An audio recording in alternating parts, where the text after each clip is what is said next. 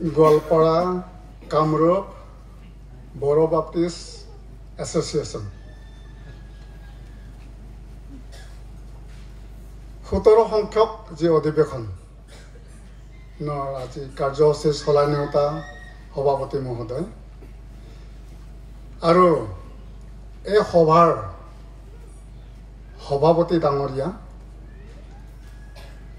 মাননীয় executive secretary ডাঙৰীয়া প্ৰমুখে সভাৰ কাৰ্যকৰ্তাসকল আৰু এই সভাৰ অন্তৰ্গত থকা মণ্ডলীসমূহৰ পাষ্টৰসকল বিশ্বাসীসকল আৰু বিশেষকৈ ইয়াৰ মাতৃমণ্ডলী হিচাপে আমাৰ ওদালগুৰিৰ পৰা অহা মণ্ডলীসমূহৰ নেতাসকল আৰু ইয়াত উপস্থিত থকা বিশেষ মোৰ চিনাকি নোহোৱা আলহীসকল সকলোকে প্ৰভু শ্ৰীকৃষ্ণৰ নামত মই মোৰ হৃদয়ৰ পৰা আপোনালোকলৈ মই নমস্কাৰ যাচিছোঁ। লগতে মই জনাবলৈ পাই সুখী হৈছোঁ আমি ৰাভা বাপ্টিষ্ট খ্ৰীষ্টিয়ান এছ'চিয়েশ্যন নাই, তাৰ মই এডভাইজাৰ হয়। গোৱালপাৰা কামৰূপ সভাৰ যি 17 সংখ্যক অধিৱেশনলৈ আমাৰ 32 সংখ্যক ৰাভা বাপ্টিষ্ট খ্ৰীষ্টিয়ান এছ'চিয়েশ্যনে মই সভাৰ হৈ আপোনালোকলৈ এই সভালৈ আমাৰ শুভেচ্ছা জ্ঞাপন কৰিছোঁ। মই অজিত ৰাভা আৰু আপোনালোকৰ সন্মুখত থিয় হৈছোঁ আৰু আজিৰ বিষয় যোহন 3 অধ্যায় 16 পদৰ ওপৰত বক্তব্য ৰাখিবলৈ মোক যিসকলে আমন্ত্ৰণ কৰিলে ঈশ্বৰৰ কথা ক'বলৈ উদ্যোক্তাসকললৈ মোৰ হিয়া ভৰা মই মৰম যাচিছোঁ আৰু মই শ্ৰদ্ধা নিবেদন কৰিছোঁ।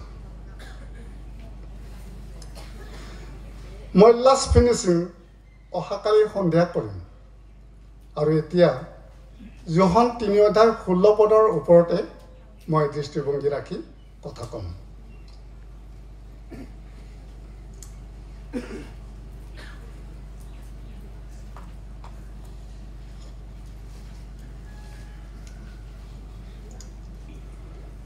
ঈশ্বৰৰ সৃষ্টিৰ আমি মানুহ হয়,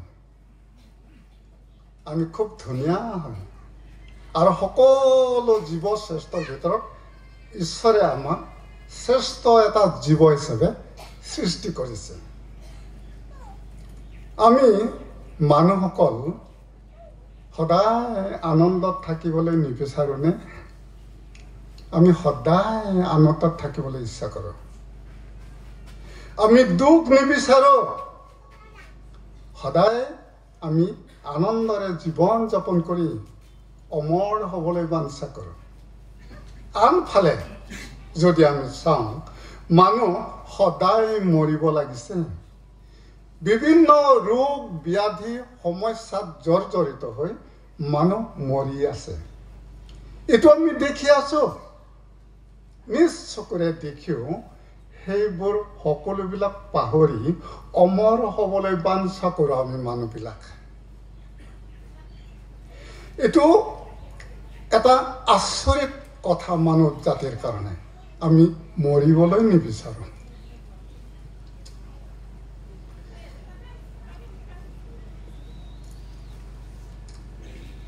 সেইকাৰণে আজিৰ এটা বিশেষ বিষয় ঈশ্বৰে ইয়াত দিছে যে যোহন 3 অধ্যায় 16 পদ আৰু ইয়াত এটা এই বাক্য আকাৰ পঢ়ি দিলে ভাল হ'ব, এইটো নিয়ম হয়। ইয়াত লিখিছে 16 পদত, কাৰণ ঈশ্বৰে জগতক ইমান প্ৰেম কৰিলে যে তেওঁ নিজৰ একমাত্ৰ পুত্ৰকে দান কৰিলে, যাতে যিকোনোৱে তেওঁক বিশ্বাস কৰে তেওঁ নষ্ট নহয় কিন্তু অনন্ত জীৱন পায়। ভাল বিষয় এটা মোক ক'বলৈ দিয়াৰ কাৰণে মই ধন্যবাদ দিছোঁ। এই কথাখিনি কেতিয়া কৈছিল, কিয় কৈছিল, এইটোহে মূল বিষয়। কিয় ক'বলগীয়া হ'ল? আৰু আমি যদি চাওঁ, নিকোডিম নামৰ এজন অধিকাৰী বুলি লিখা হৈছে, অধ্যাপক বুলি লিখা হৈছে বাইবেলত। তাৰ লগত যীশুৰ কথোপকথন হৈছিলে, কথা বতৰা হৈছিলে, আৰু তেতিয়া এই সন্দৰ্ভত এই কথাখিনি ক'বলগীয়া হৈছিল। কোনে কৈছিলে? ইয়াৰ ওপৰত দৃষ্টিভংগী ৰাখি মই এটা কথা ক'বলৈ ভাল পাওঁ। ঈশ্বৰে জগতক ইমান প্ৰেম কৰিলে, মানে কেনেকৈ ইমান প্ৰেম কৰিলে, মানে ইমানহে বুজোৱা নিচিনা মোৰ লাগে। মিনিংফুল হ'ব কেতিয়া? ঈশ্বৰে জগতক ইমান প্ৰেম কৰিলে, মানে বহুত প্ৰেম কৰিলে, এনেকৈ ক'লেহে মিনিংফুল হয় দেই। আমি পঢ়োঁতে কেনেকৈ পঢ়োঁ? ঈশ্বৰে জগতক ইমান প্ৰেম কৰিলে, মানে এনেকৈ ক'লে আচলতে মিনিংফুল নহয়, মানে ইমানহে আমাক মৰম কৰিছে, এনেকৈ হয়। কিন্তু আমি পঢ়িব লাগিব কেনেকৈ জানেনে? ঈশ্বৰে জগতক ইমান প্ৰেম কৰিলে যে তেওঁৰ নিজৰ একমাত্ৰ পুত্ৰকে দান কৰিলে। তেতিয়া বহুত বুজোৱা হ'ব, তেতিয়া মিনিংফুল হ'ব। আৰু এই কথাখিনি কোৱাৰ আগতে কিয় কৰিলে, ঈশ্বৰে জগতক কিয় ইমান প্ৰেম কৰিলে, এই কথাখিনি ক'বলৈ যোৱাৰ আগত অলপ আগলৈ মই গ'লে এইটো ভাল হ'ব। সেইটো কাৰণে মই অলপ আগৰ পৰা আহি ইয়াৰ ওপৰতে মই দৃষ্টিভংগী ৰাখিম।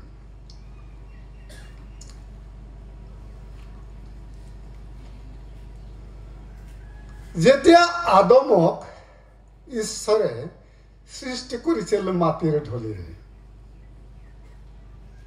সহযোগী হিচাপে হাৱাক যেতিয়া সৃষ্টি কৰিলে, তেওঁলোক নিষ্পাপ আছিল। তেতিয়া তেওঁলোকৰ কোনো পাপ নাছিল। আৰু বাইবেলত উল্লেখ আছে, যেতিয়া এডেনবাৰীত আদমক ৰখা হৈছিলে, তেতিয়া ঈশ্বৰে নিজে জোৰ পৰা সময় বুলি লিখা আছে বাইবেলত, দিনৰ জোৰ পৰা সময়ত ঈশ্বৰে নিজে আহি আদমৰ লগত কথা পাতিছিলে। কিন্তু শৰীৰধাৰী নহয় ঈশ্বৰটো, শব্দৰূপী ঈশ্বৰে আদমৰ লগত কথা পাতিছিলে। কিয়? নিষ্পাপ আছিল আদম তেতিয়া। ঈশ্বৰ নিষ্পাপ হয় আৰু আদম নিষ্পাপ আছিল, আৰু আদমৰ লগত কথা পাতিবলৈ আহিছিলে ঈশ্বৰে দিনৰ জোৰ পৰা সময়।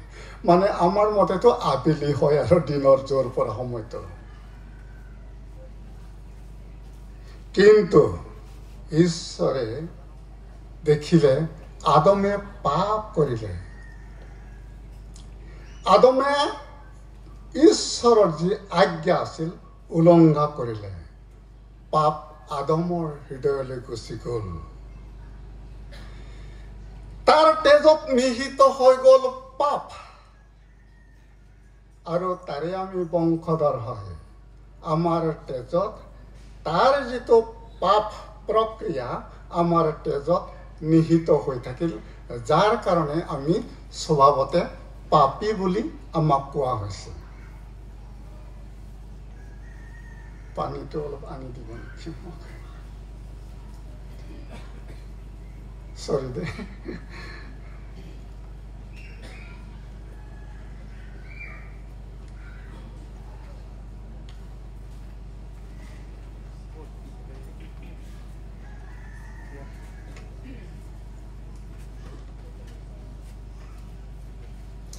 কিন্তু আমি যে পাপী হয়, কোনোবাই যদি মোক কয় অজিত পাপী হয়, আমাৰ তনুজ পাপী হয়, তনুজে কিন্তু খং উঠিব, আৰু ময়ো কিন্তু খং উঠিম পোনে পোনে যদি মোক পাপী বুলি কয়।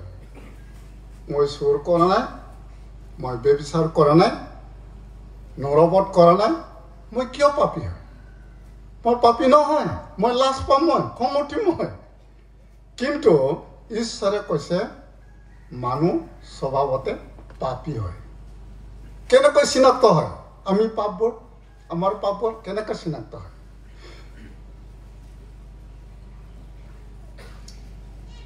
আমি পঞ্চ ইন্দ্ৰিয়ৰ দ্বাৰা আমি গঠিত শৰীৰ হয়। যদিও ঈশ্বৰে আমাক ধূলি আৰু বালিৰে সৃষ্টি কৰিছে, আমাৰ অংগ প্ৰত্যংগ হৈছে, আৰু 5টা অংগ প্ৰত্যংগৰে আমি গঠিত আমি শৰীৰ।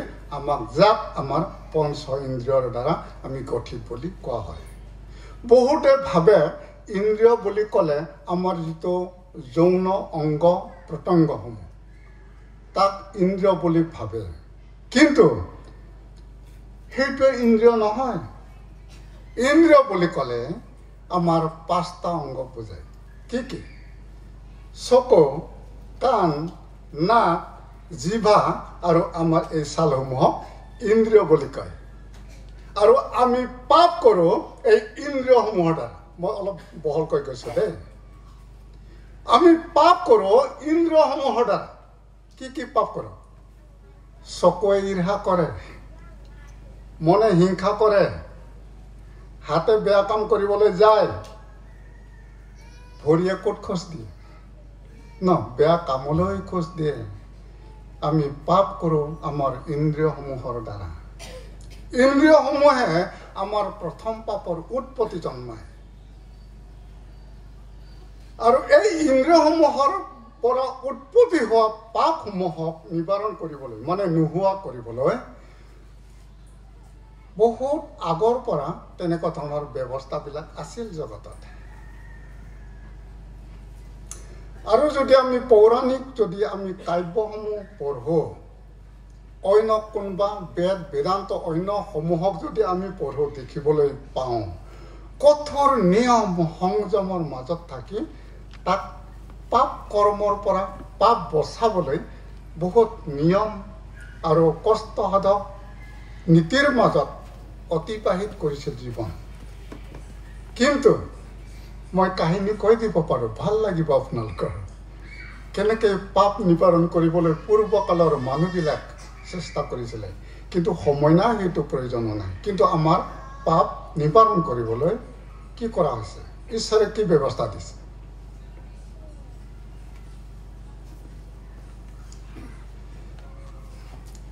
আমি পাপী হলো আৰু কলৈ গৈ থাকিলো? ঈশ্বৰে দেখিলে জগতৰ মানুহবিলাক নৰকলৈ গৈ আছে, যিটো নৰক কোনোদিনেই তাৰ পৰা উঠি আহিব নোৱাৰে। নৰক মানুহৰ কাৰণে সৃষ্টি কৰা হোৱা নাছিল। শয়তান আৰু শয়তানৰ দূতবিলাকৰ নিমিত্তে নৰক সৃষ্টি কৰা হৈছিল। আৰু তাতেই মানুহবিলাক যেতিয়া গৈ থকা দেখিলে ঈশ্বৰৰে মৰম লাগি আজিৰ যিটো আমাক বাক্য দিছে, ঈশ্বৰে মানুহক ইমান প্ৰেম কৰিলে, ইমান প্ৰেম কৰিলে যে তেওঁৰ নিজৰ একমাত্ৰ পুত্ৰকে দান কৰিলে। আমি নৰকলৈ যোৱা দেখি ঈশ্বৰে আমালৈ প্ৰেম উপজিলে আৰু পূৰ্ণৱতী কন্যা মৰিয়ম নাম তাৰ, আৰু জাগতিকভাৱে যোছেফক পিতৃ সম্বন্ধ ৰাখি ঈশ্বৰে যীশুখ্ৰীষ্টক এই জগতলৈ পঠালে। আজিৰ বাক্য মৰম লাগি ঈশ্বৰে নিজৰ পুত্ৰক জগতলৈ পঠালে, যাক বিশ্বাস কৰাৰ যোগেদি আমি পৰিত্ৰাণ প্ৰাপ্ত হ'ব পাৰোঁ, আমাৰ পাপসমূহ আমি ঢাকিব পাৰোঁ। পাপবিহীন জীৱন যাপন কৰাৰ ব্যৱস্থা ঈশ্বৰে প্ৰভু যীশুখ্ৰীষ্টৰ জৰিয়তে আমাক দিলে।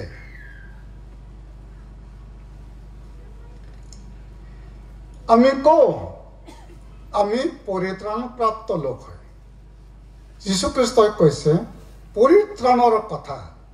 কি সেই পৰিত্ৰাণ হয়?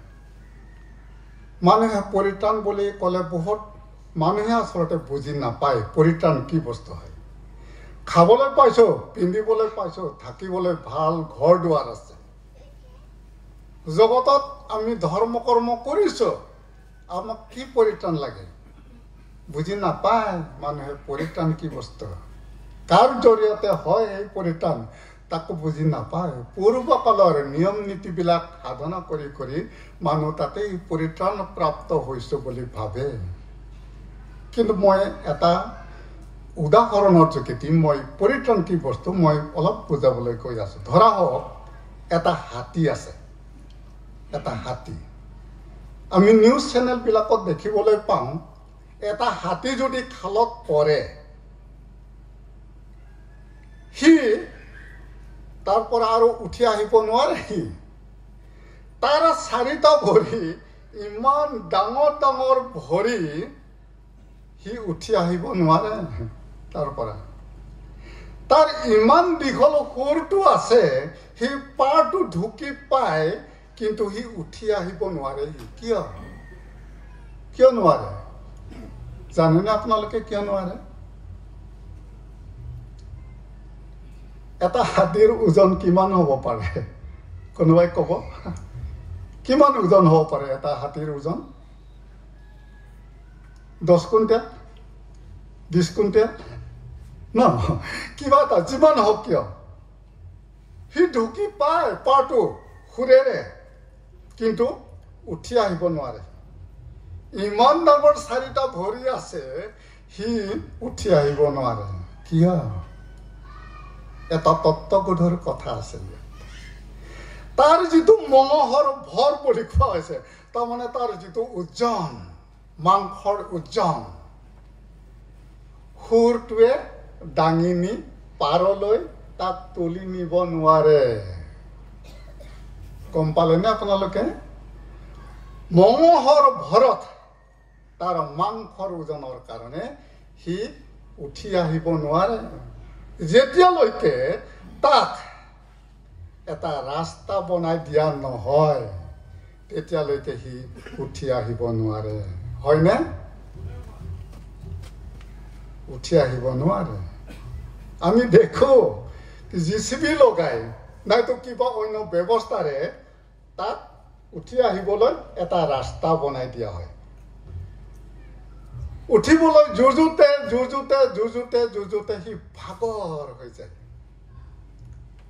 যাৰ কাৰণে যদিও ৰাস্তাটো বনাই দিছে প্ৰথম খোজটো লাহেকৈ ওপৰলৈ দিব মন কৰিব দেই অলপ জিৰাব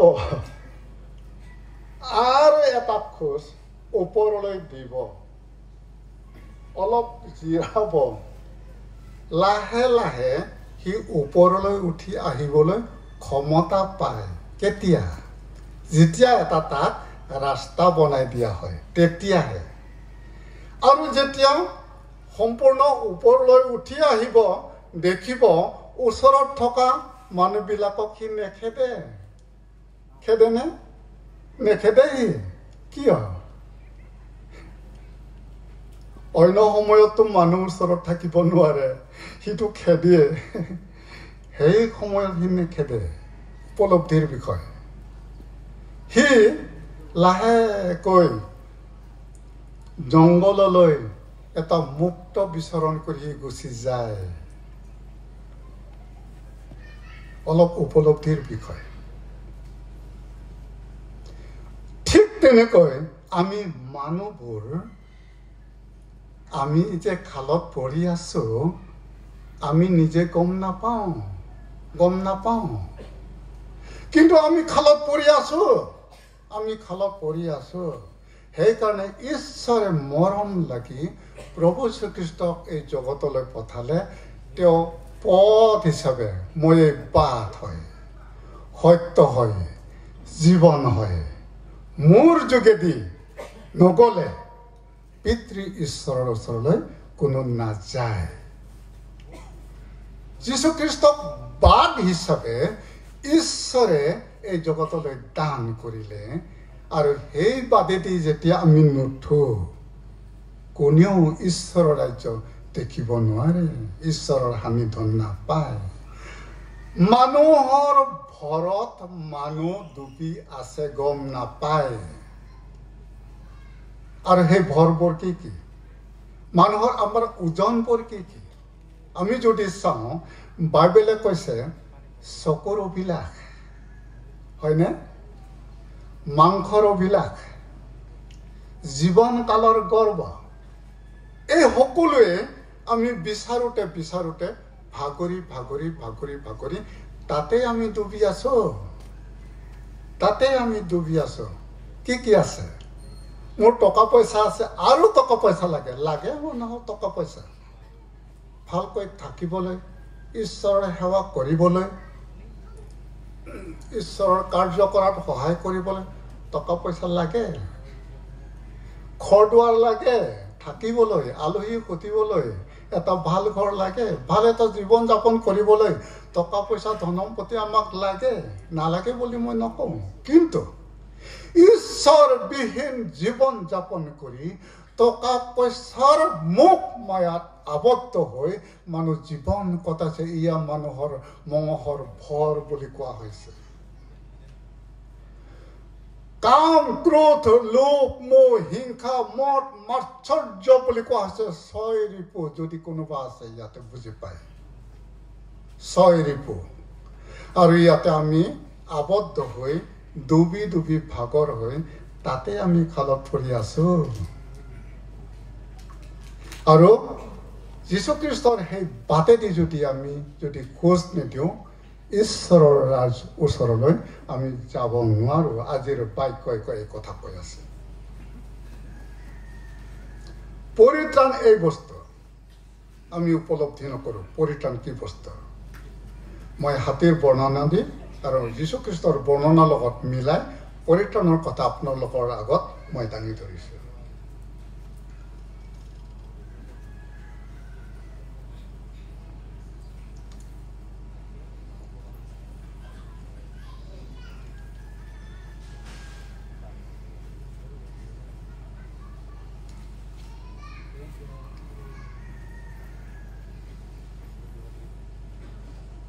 কিন্তু আমি কি কৰি আছো? পৰিত্ৰাণ বিচাৰি বিচাৰি বিচাৰি বিচাৰি বিচাৰি হাবা ধৰি খাই জগতৰ মানুহবিলাক অশান্তিতে জীৱন যাপন কৰি আছে। অশান্তি, কিমান অশান্তি, কি অশান্তি? ভাল ঘৰ দুৱাৰ আছে, শান্তি নাই। পুত্ৰ কন্যাৰ মাজত শান্তি নাই, পুত্ৰ বোৱাৰীৰ মাজত শান্তি নাই। বুঢ়া হ'ল মা দেউতা, বেলেগ কৰি দিছে ল'ৰাই। বৰ দুখ লগা কথা। মোৰ ওচৰতে আছে, বুঢ়া বুঢ়ী হৈছে, মানে দুজনে অকলে খাই, মানে উপাৰ্জনৰো ব্যৱস্থা নাই।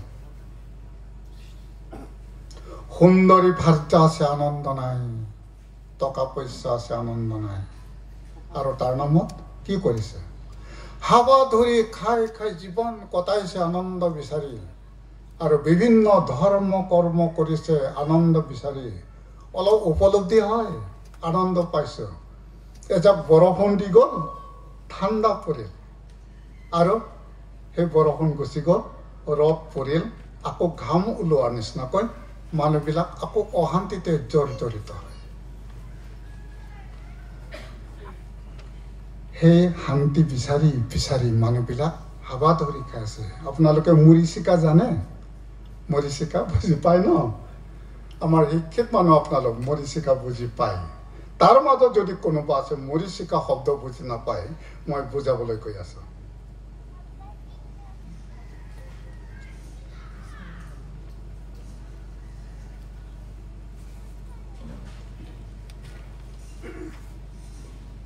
মৰিচিকা মানে কি? মৰিচিকা মৰুভূমিত এটা কি হয়, ঢৌ এটা আহে। ঢৌ মানে পানীৰ নিচিনা, মানে এটা তেনেকৈ ধৰণৰ জিল জিল জিল জিল জিলকৈ এটা দেখে, দূৰত দেখে। শ শ বৰ্গ কিলোমিটাৰ বা শ শ মাইল যেতিয়া মৰুভূমিত খোজ কাঢ়িব, ভাগৰ অনুভৱ হোৱা, পিয়াসত আঁতৰ হোৱা সেই মানুহজনে দেখিব দূৰত, পানী আছে তাতে, দূৰত পানী আছে। সি খেদি খেদি যায় তালৈ। অলপ গৈ পাম নেকি, গৈ থাকিব, কিন্তু নাই, পানী নাই। সিমান দূৰলৈ আৰু গুচি যায়, তাত এটা জিলুকনিহে উঠে পানীৰ নিচিনা। সেইকাৰণে কবি সাহিত্যিকবিলাকে লিখে, মৰিচিকা খেদি খেদি ভাগৰ হোৱা মানুহবিলাক। আমাৰ জীৱনবোৰ তেনেকুৱা আছে। শান্তি বিচাৰি বিচাৰি মানুহবিলাক কলৈ গৈ আছে?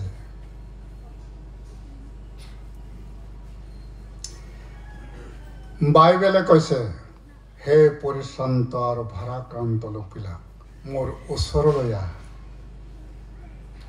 মই তোমাক জিৰণি দিম। মই নম্ৰ আৰু কোমল চিত্তৰ মানুহ, তোমালোকৰ ওপৰত মোৰ জুৱলি লোৱা, মোৰ জুৱলি সুসহ্য ভাৰো লোক। আৰু তোমালোকে যদি মোৰ জুৱলি লোৱা, নিজৰ নিজৰ মনত জিৰণি পাবা।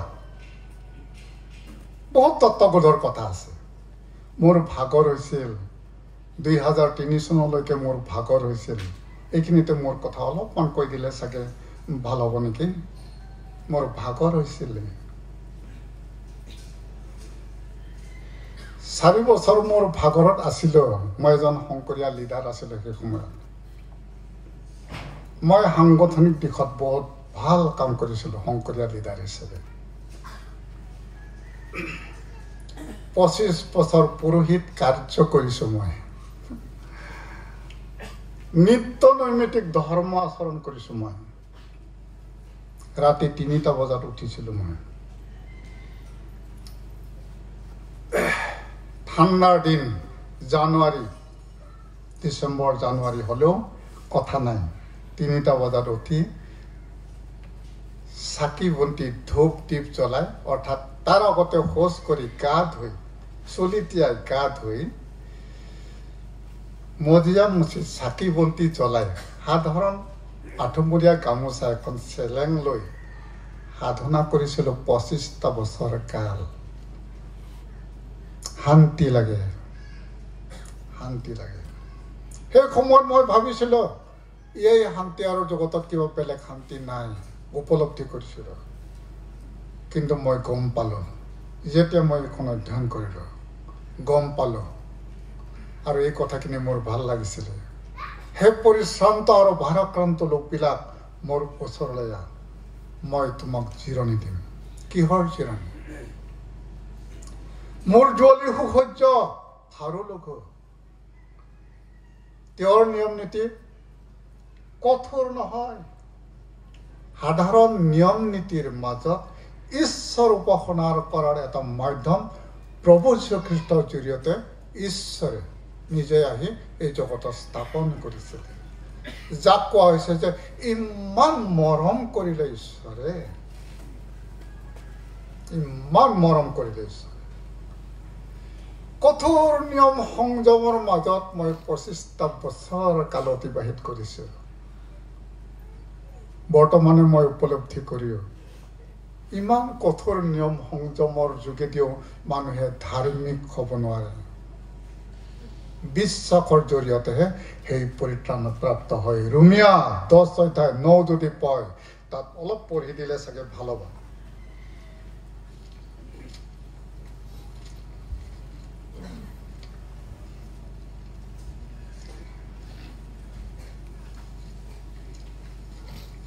ৰোমিয়া 10 আৰু 9 যদি আমি চাওঁ, ইয়াত এনেকুৱা লিখা আছে,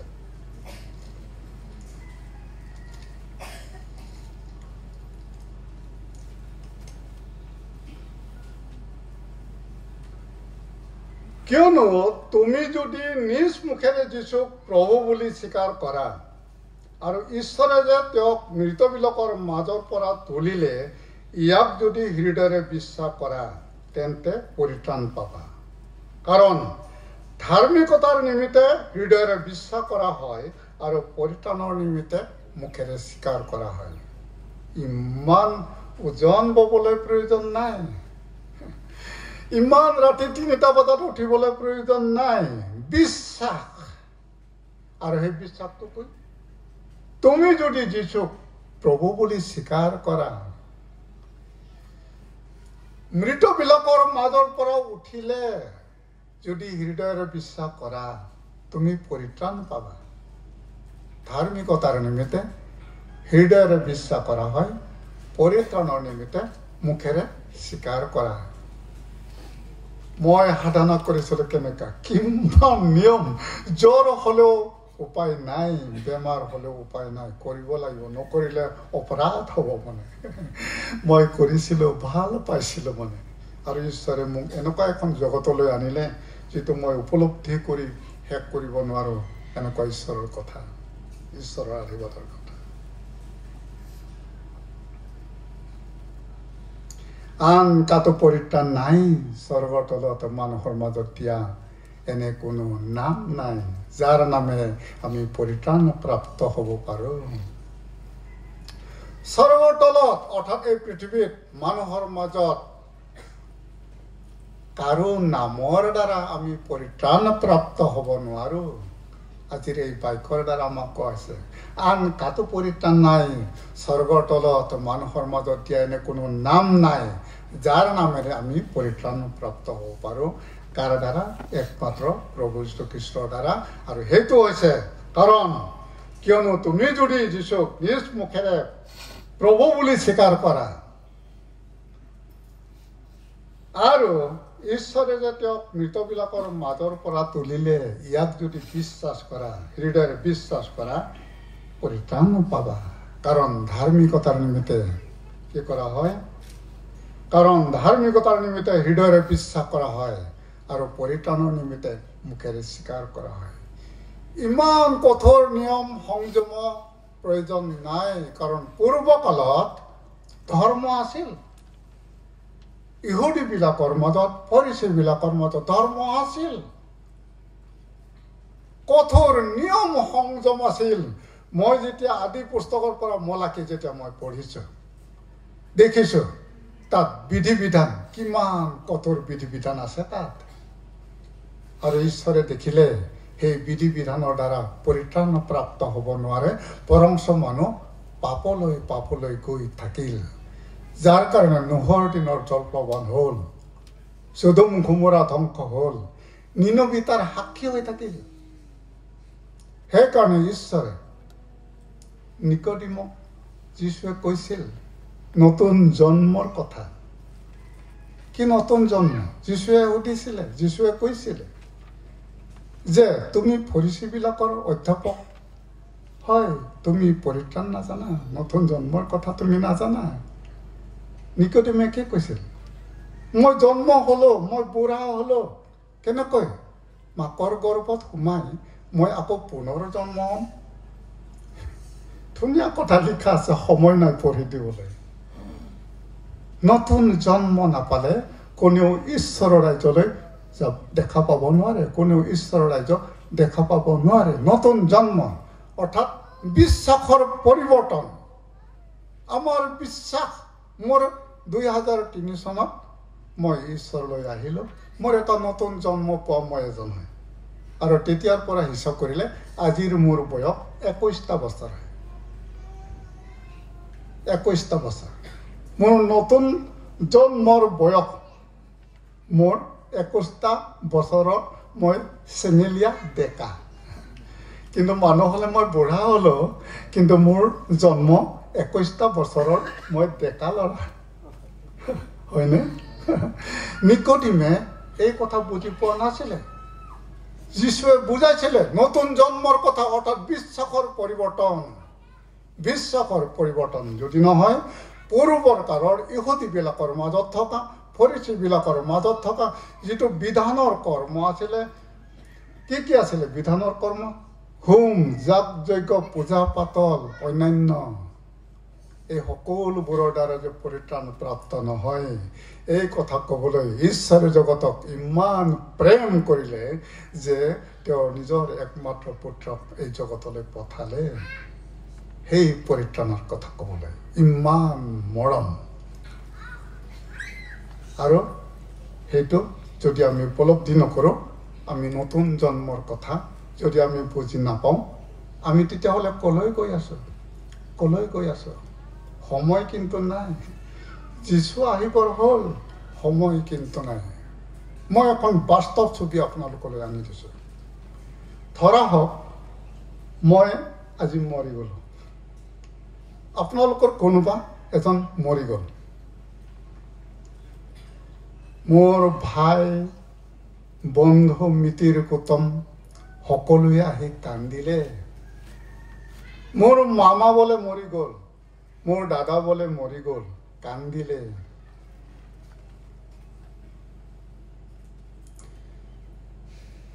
কিমান মানুহ আহিলে কান্দিলে সেইদিনা আপুনি শুনা নাই কিন্তু চাব দেই উপলব্ধি কৰিব কথাখিনি মই কি ক'বলৈ গৈ আছো সেইদিনা আপুনি কিন্তু শুনা নাই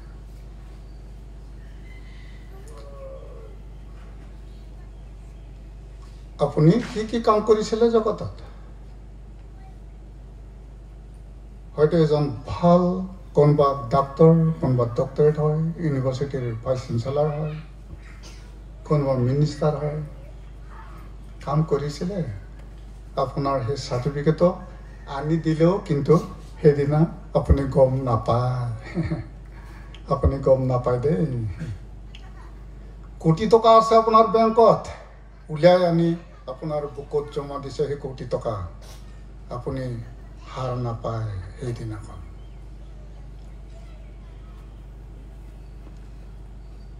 সেইদিনাখন আপোনাক বহুত মানুহ মোক বহুত মানে হাবতি ধৰি কান্দিছে বহুত ভাল কাম কৰিছিলে সেইদিনাকে ক'ব মানে অমুকা বহুত ভাল আছিলে মানে বহুত ভাল কাম কৰিছিলে কিন্তু আপুনি গম নাপায় মই গম নাপাওঁ সেইদিনাখন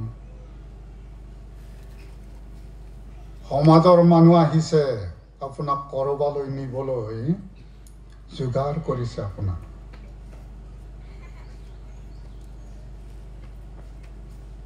আপুনি গম নাপায় কলৈ নিব আপোনাক নিয়া হ'ল মোক নিয়া হ'ল কোনোবা নিয়ম মতে দাহ কৰিলে কাৰোবাৰ নিয়ম মতে হয়তো কফিনত তাক দিলে কবৰস্থ কৰিলে উলটি আহি মানুহবিলাকে কি কৰিলে আপোনাৰ ভনীজনী আপোনাৰ মাজনী আপোনাৰ ছোৱালীজনী আপোনাৰ ভাৰ্যাজনী উলটি আহি গা ধুলে আপুনি চোৱা হ'ল সেইদিনাখন আপোনাৰ এই সুন্দৰ দেহা মহৰে ভৰপূৰে জীৱন আনন্দৰে ভৰা জীৱন সেইদিনা আপোনাৰ এই দেহটোক চুলে গা ধুইছে মানুহবিলাকে এটা ছবি আঁকি দিছো মই লৈ যোৱা হ'ল কৰবাত থৈ অহা হ'ল কি লৈ গ'ল আপুনি জগতত কি থৈ গ'ল আপুনি জগতত বাইবেলে কৈছে সকলোৰে শেষ ওচৰ চাপিছে সকলোৰে শেষ ওচৰ চাপিছে হিচাপ হ'ব সেইদিনা যিদিনা আপোনাক প্ৰভু যীশুখ্ৰীষ্টই জগতলৈ নিবলৈ আহিব তাত দুই ভাগ মানুহৰ কথা কৈছে তাতে যীশুখ্ৰীষ্টই কি আছে এভাগত কৈছে হু হাতে মেৰবিলাকক ৰাখিব বাও হাতে ছাগলীবিলাকক মাতিব সেইদিনাখন পিছৰ দিনাখন যীশুখ্ৰীষ্টই আপোনাক ক'ব সোঁফালে থকাবিলাকৰ মোৰ ভোক লাগিছিল মোক খাবলৈ দিছিলা মই নৰিয়াত আছিলো মোক চাবলৈ গৈছিলা মই ভিক্ষাৰী হৈ আছিলো মোক এমুঠি আহাৰ তুমি দিছিলা মই নাঙত হৈ আছিলো মোক কাপোৰ পিন্ধাইছিলা আহা আশীৰ্বাদৰ লোকবিলাক জগত স্থাপনাৰে পৰা তোমালোকৰ নিমিত্তে যুগত কৰি থোৱা ৰাজ্যৰ অধিকাৰী হোৱা এই কথা ক'বলৈ প্ৰভু যীশুখ্ৰীষ্টই এই জগতলৈ আহিছিলে আজি 2000 বছৰ আগত ঈশ্বৰে যীশুখ্ৰীষ্টৰ জৰিয়তে এই কাৰ্য কৰিবলৈ তেওঁ পুত্ৰ হিচাপে এই জগতলৈ তেওঁ আহিছিলে বাওঁফালে থকাবিলাকক কি ক'ব জানেনে মোৰ ভোক লাগিছিল খাবলৈ নিদিলি মই কান্দিছিলো বেমাৰত মোক চাবলৈ নগলি বন্দী হালত আছিলো মোক চাবলৈ নগলি মোৰ ঠাণ্ডা লাগিছিল মোক কাপোৰ নিপিন্ধালি দূৰ হওক পাপিষ্ঠসকল মোৰ সন্মুখৰ পৰা আৰু অনন্ত নৰকলৈ তহঁতে গুচি যা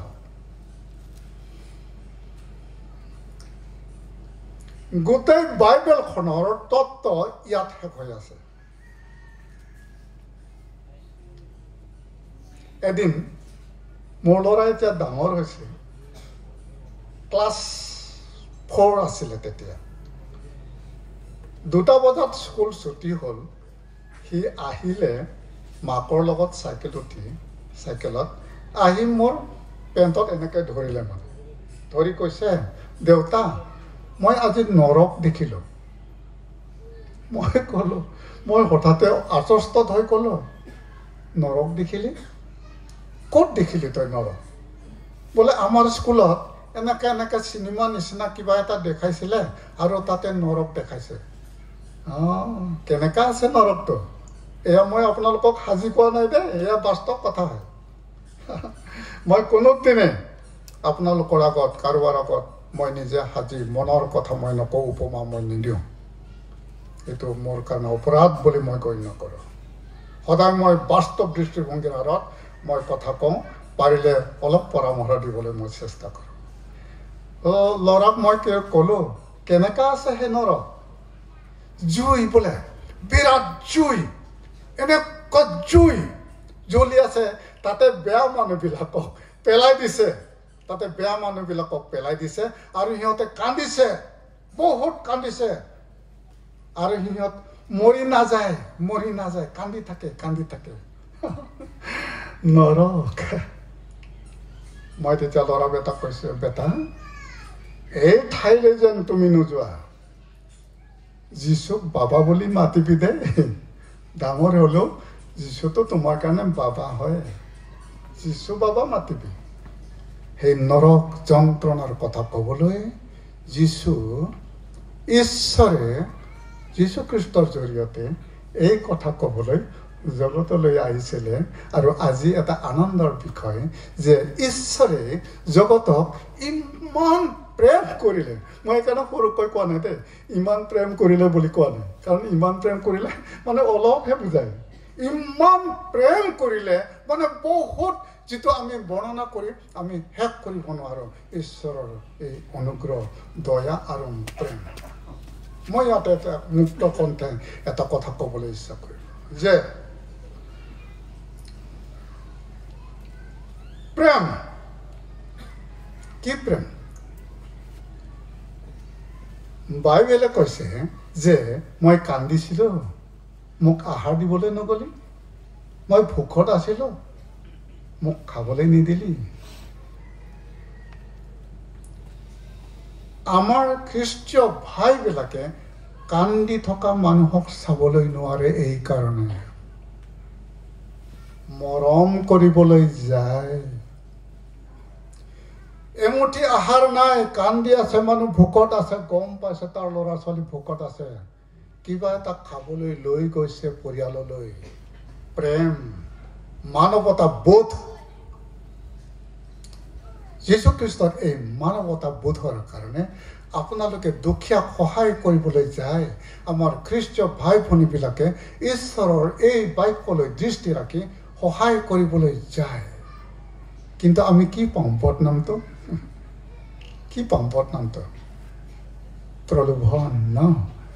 প্ৰলোভন দিয়া বুলি ভাবে মানে কয় কিন্তু এয়া প্ৰলোভন হ'ব নোৱাৰে এয়া মানৱতা বোধ হয় ঈশ্বৰে জগতক ইমান প্ৰেম কৰিলে যে এই মানৱতা বোধ আজিৰ যিটো বাক্য আছে ইমান প্ৰেম কৰিলে যিটো মানৱতা বোধ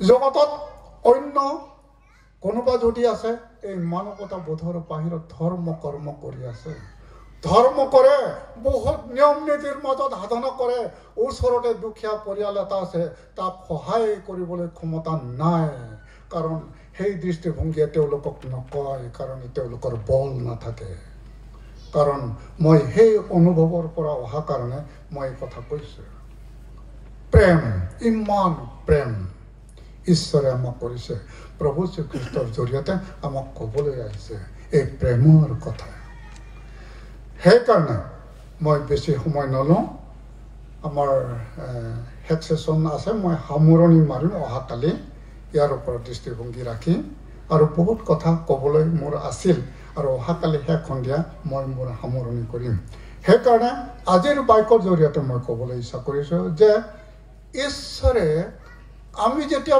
পাপত আছিলোঁ আমাৰ পাপৰ চিনাকি কৰালে ঈশ্বৰে। আমি যে পাপ কৰি আছো আমি গম নাপাওঁ, ঈশ্বৰে প্ৰভু যীশু খ্ৰীষ্টৰ জৰিয়তে পাপৰ চিনাকি আমাক কৰালে। যিটো পাপ আমি গম পালো আৰু পাপবিহীন জীৱন যাপন কৰিবলৈ আমাক বাইবেলে পৰামৰ্শ দিছে। কি কি অলপ সৰু কথা কম। 2 পিতৰত এই কথা লিখা আছে যে বিশ্বাসত বলৱান হোৱা, বিশ্বাসত বিৰতত জ্ঞানৰ জন্ম হয়। যেতিয়া আপোনাৰ বিশ্বাস প্ৰভু শ্ৰীকৃষ্ণ মোৰ জীৱনৰ গৰাকী, এই বিশ্বাস যেতিয়া আপোনাৰ হৃদয়ত থাকিব, তেতিয়া ঈশ্বৰীয় জ্ঞানৰ উৎপত্তি হ'ব আপোনাৰ হৃদয়, আৰু এই স্মৃতিত ঈশ্বৰীয় জ্ঞানৰ আপোনাৰ উপলব্ধি হ'ব। কি কি?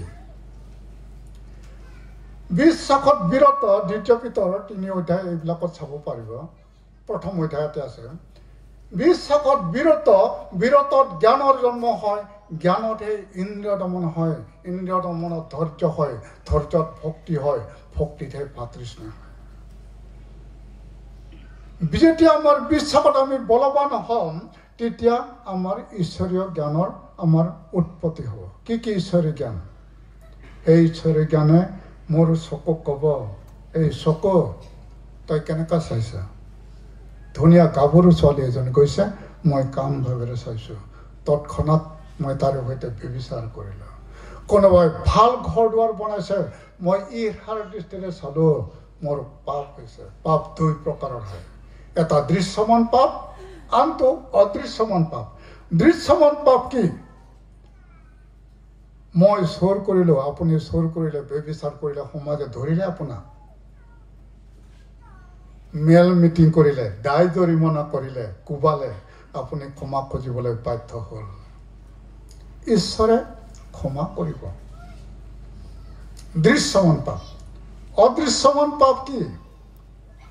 চকুৰ অভিলাষ। ধুনীয়া গাভৰু ছোৱালী এটা কৈছে, মই কাম ভাৱেৰে চালোঁ, কোনো নাজানে। ভাল ঘৰ দুৱাৰ বনাইছে, মই ঈৰ্ষাৰ দৃষ্টিৰে চালোঁ, কোনো গম নাপায়। মোৰ এই হৃদয়ত যে সেই মানুহজনৰ প্ৰতি এটা বেয়া মোৰ ভাৱ আছে, হিংসাৰ ভাৱ আছে, কোনো মানুহ গম নাপায়। মই গীৰ্জাত মই ক্ষমাও খুজিব নোৱাৰোঁ, মই কাৰো আগত ক'বও নোৱাৰোঁ। গুপ্ত পাপ, অদৃশ্যমান পাপ, আৰু সেই পাপ ঈশ্বৰৰ বাহিৰে কোনেও দেখা নাপায়। সেই পাপৰ ক্ষমা নহয়। সেইকাৰণে প্ৰভু শ্ৰীকৃষ্ণই কৈছে যে বিশ্বাসত বিৰতত জ্ঞানৰ জন্ম হয়, জ্ঞানতহে ইন্দ্ৰিয় দমন হয়, অৰ্থাৎ চকু কাণ নাক জীৱাচলৰ পৰা উৎপত্তি হোৱা পাপসমূহক ঢাকি ৰাখিব পাৰে সেই জ্ঞানৰ জৰিয়তেহে।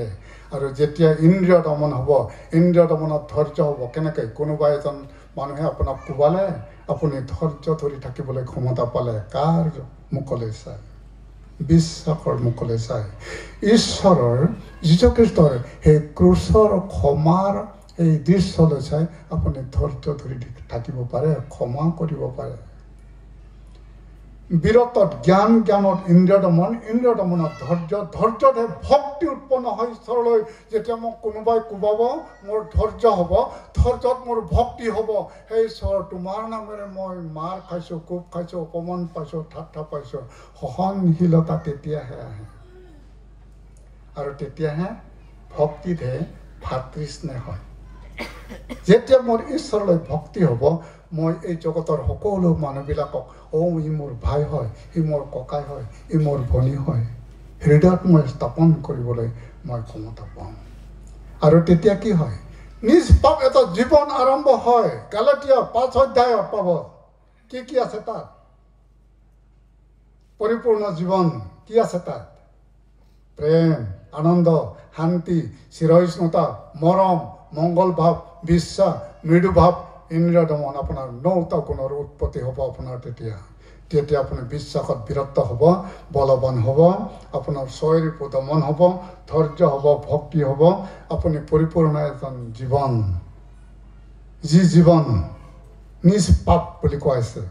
আদমৰ লগত কথা পাতিবলৈ আহিছিলে ঈশ্বৰে দিনৰ জোৰ পৰা সময়ত আপোনাৰ লগত কথা পাতিবলৈ আহিব ঈশ্বৰে তেতিয়া কেতিয়া যেতিয়া আপুনি পৰিপূৰ্ণ জীৱন লাভ কৰিব তেতিয়া ঈশ্বৰে আপোনাৰ লগত কথা পাতিব ৰাতি দিনত বিপদত সকলো সময়ত ঈশ্বৰে আপোনাৰ লগত কথা পাতিব সেই 9টা গুণৰ অধিকাৰী ঈশ্বৰ পুৰুষ হয় যীশুখ্ৰীষ্ট আৰু আমি মানুহ হিচাপে স্বাভাৱিকতে যদি আমি 9টা গুণৰ অধিকাৰীও নহওঁ তথাপিতো যদি 5টা গুণ যদি আছে আপোনাক ক'ব অমুকা বহুত ভাল মানুহ হয় অমুকি বহুত ভাল মানুহ হয় কিয় ঈশ্বৰীয় গুণ আপোনাৰ তাত দেখিবলৈ পায় খ্ৰীষ্টীয় গুণ আপোনালোকৰ জীৱনত প্ৰতিফলিত হয় যাৰ কাৰণে আজিৰ বিষয়টো কৈছে ঈশ্বৰে জগতক ইমান প্ৰেম কৰিলে আমি পাপৰ চিনাকি হলো পাপ মুক্ত জীৱন যাপন কৰিলো